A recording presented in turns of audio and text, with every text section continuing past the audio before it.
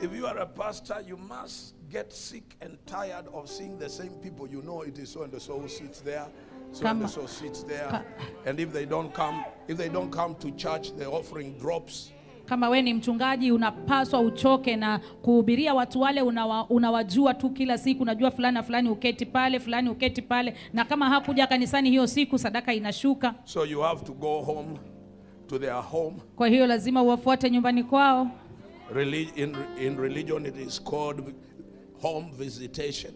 Katika dini inaitwa ni matembezi ya nyumbani. So that you can encourage those weak believers. Ili kwamba ukapate kuwatia moyo wale washirika ama waumini wadhaifu. Find out why they didn't come to church. Na upate kujua ni kwa nini hawakuja kanisani.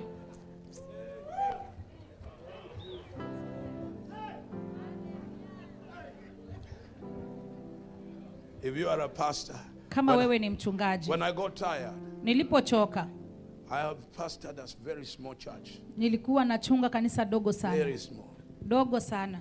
And I knew everybody by name. Nilikuwa namjua kila mmoja kwa jina lake. I knew who sits where. Nikajua ni nani anaketi wapi.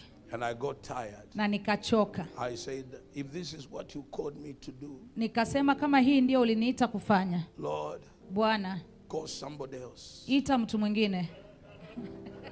This to me, hii kwangu is boring. Inanisinya. Boring. Inanisinya.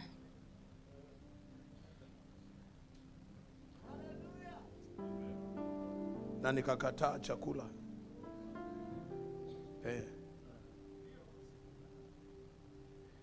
Sisi kula kadhaa, kakataa chakula. Nalala kwa mchanga, kwa sakafu. Nikimlilia Yesu. Na sijaacha.